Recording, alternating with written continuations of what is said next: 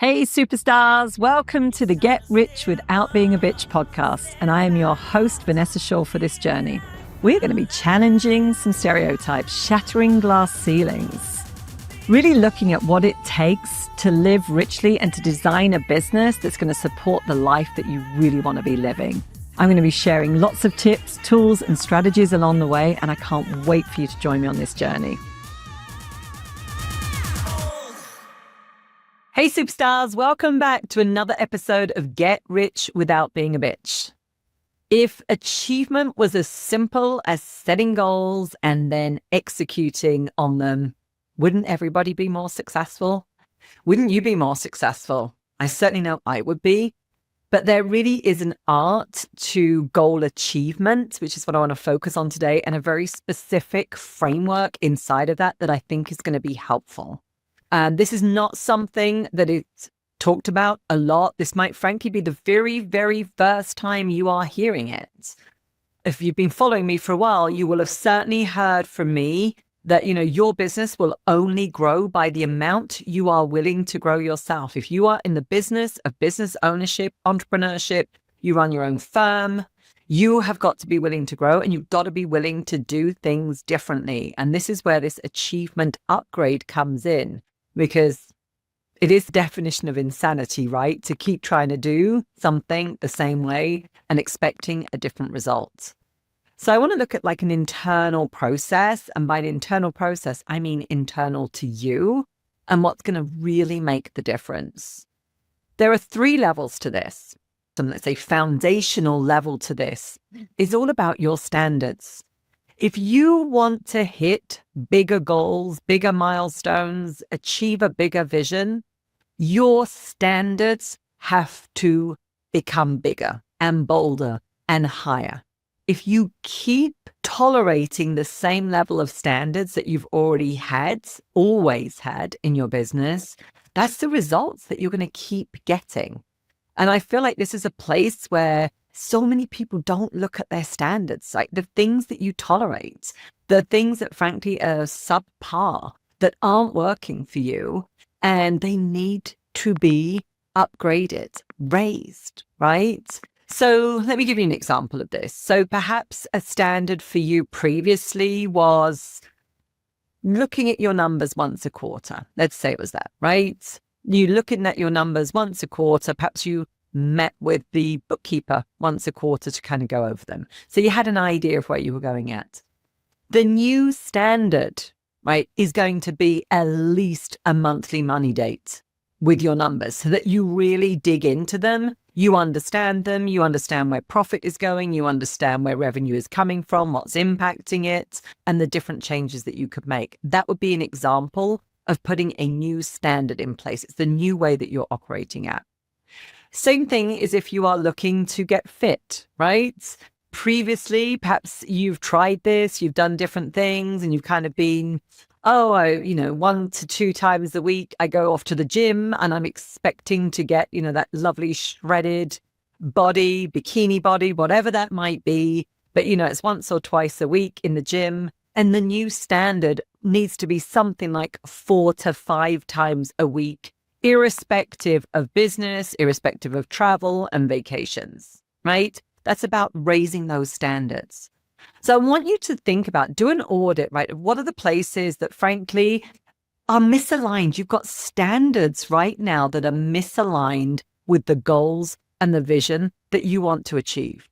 I love the health ones because I think sometimes that's really, an obvious one. I want to lose 10 pounds. I'm sticking to my plan for 5 days. And then every weekend, I go backwards, right? That's about a standard. Like the standard is it's acceptable to not follow through on the weekends and then to have to come back on a Monday, right? The standard needs to be raised. It needs to be new. And it needs to be more challenging for you as well, because this is going to force you to grow and expand yourself. So that's first and foremost, the foundation is those standards. And you won't get what you want, right? You get what you tolerate. And that speaks directly into the standards. It's what you currently tolerate. Above that now is discipline. You have got to build a new muscle a more defined muscle for discipline. Now, I know that discipline can have really, really negative connotations for some people. It goes back into past. Perhaps you associate discipline with punishment, right? You're going to be disciplined. There's going to be those negative connotations with it. But I want you to think about discipline through that lens of, frankly, it's being proud of how you're showing up.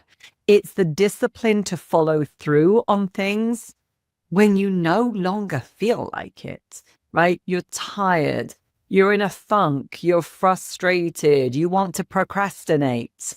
Again, if we go to the gym example, 6 o'clock in the morning, the alarm goes off, you want to press the snooze and doom scroll on social media, but instead the discipline says, no, this is what I said I was going to do. I'm getting out of bed, I'm getting my sneakers on, and I'm going to the gym, right? Discipline. And why is this important? It's so important because you become a person you can trust. It builds a lot of confidence.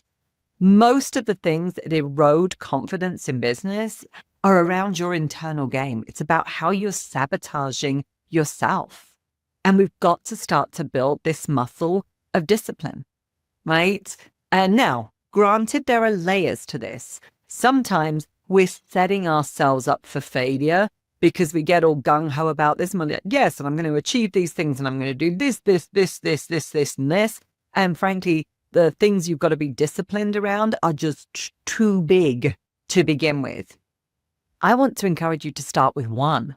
Start with one small thing that would be the domino effect for creating discipline. If you did it, you know full well it would have a powerful knock-on effect to other areas of your life and business.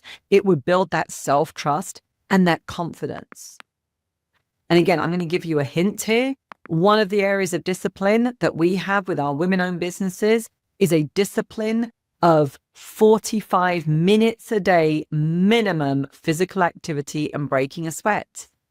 By the way, do all of our clients like that when they first hear it? No, they don't, because it's not necessarily the thing that they like to do, they don't want to do, they haven't prioritized it, they have to reorganize their life and their business. But why do we have that as a new standard and a place to build discipline?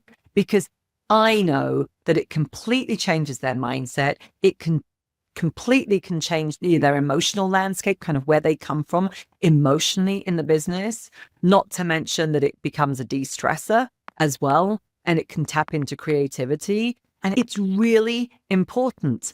And we're building businesses where women are not burning out. So again, physical activity is a huge component of that. And yet it's one of those areas that can be very, very challenging, yields massive, massive results. So what's one area? And again, I've given you that hint. It probably is around the physical activity. If you've already got that one dialed in, look elsewhere. What's one area that is currently lacking in terms of discipline? For example, if you say you want to increase your sales, are you doing all the outreach that you need to? Are you doing daily outreach to build relationships and speak to prospects? If you've said that you are wanting to increase your revenue. If not, we've got misaligned goals and misaligned discipline. And the last part of that achievement upgrade is that when you raise your standards, you build discipline, you then create consistency. And so many of the women that I speak to, they say, oh, Vanessa, if only I could be more consistent. Like they kind of starting at the top of that pyramid. If only I could be more consistent. Yeah, guess what? If only we could all be more consistent in the things that we're doing, we would have completely different results. But we have to dig beneath that to create that consistency. It starts with raising those standards and then building that muscle of discipline in specific areas that are aligned with the goals and the vision that you want to achieve. And then from there, we start to create that consistency. What's really powerful about consistency is, again, it builds confidence.